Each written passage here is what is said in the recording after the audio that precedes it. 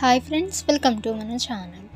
Friends, ఈరోజు వీడియోలో pan కార్డ్కి కొత్తగా మనం ఎలా అప్లై చేసుకోవాలో ఈ వీడియోలో మనం తెలుసుకుందాము.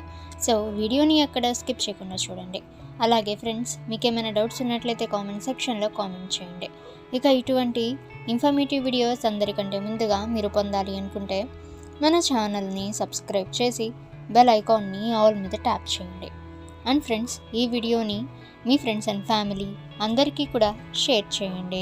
ఫ్రెండ్స్, పాన్ కార్డ్ అనేది ఆదాయపు పన్ను శాఖ ద్వారా పన్ను చెల్లింపుదారులకు జారీ చేయబడిన 10 అంకెల సంఖ్య.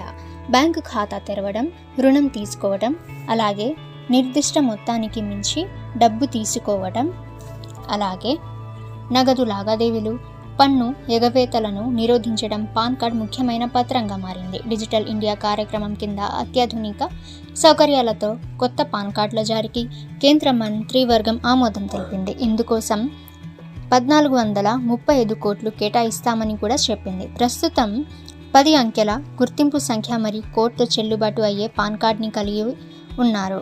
అయితే ఫ్రెండ్స్, కొత్తగా ప్రవేశపెట్టిన పాన్ కార్డులో QR కోడ్ ఉంటుంది. ఇది పాన్ కార్డ్ సేవలను డిజిటలైజ్ అనేది చేస్తుంది. ఇంటిగ్రేటెడ్ పోర్టల్ సౌకర్యం ద్వారా అన్ని పాన్ సంబంధిత సేవలకు ఒకే ఆన్లైన్ ప్లాట్ఫామ్ అందుబాటులో ఉంటుంది. QR కోడ్ ఉన్నందున సైబర్ భద్రత మెరుగుపడుతుంది. ఇది పన్ను చెల్లింపుదారులకు పాన్ కార్డులోని లోపాలను త్వరగా సరిదిద్దుకోవడానికి దారితీస్తుంది.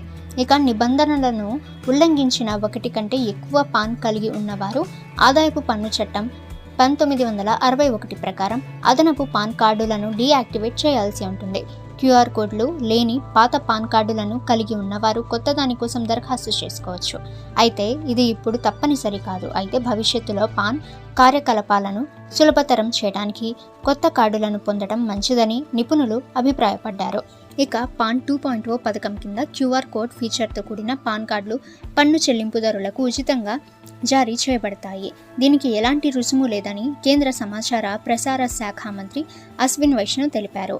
అలాగే ఇప్పటికే ఉన్న పాన్ హోల్డర్లు ఈమెయిల్, మొబైల్ నెంబర్, చిరునామా, పేరు మార్పు, పుట్టిన తేదీ మొదలైన ఏవైనా వివరాలను సరిచేయాలనుకుంటే లేదా నవీకరించాలనుకుంటే పాన్ 2.0 స్కీమ్ ప్రారంభించిన తర్వాత వారు దీన్ని ఉచితంగా చేయవచ్చు. కేంద్ర మంత్రివర్గం నవంబర్ 26న పాన్ 2.0 స్కీమ్కు ఆమోదం తెలిపినప్పటికీ ఇది ఇంకా అమలు కాలేదు. ఓకే ఫ్రెండ్స్, ఈ ఇన్ఫర్మేషన్ మీకు యూజ్ అయితే వీడియోని లైక్ చేయండి. ఇక ఫ్రెండ్స్, ఇటువంటి మరిన్ని వీడియోస్ అందరికంటే ముందుగా మీరు పొందాలి అనుకుంటే మన ఛానల్ని సబ్స్క్రైబ్ చేసి బెల్ ఐకాన్ని ఆల్ మీద ట్యాప్ చేయండి. అండ్ ఫ్రెండ్స్, ఈ వీడియోని మీ ఫ్రెండ్స్ అండ్ ఫ్యామిలీ అందరికీ కూడా షేర్ చేయండి.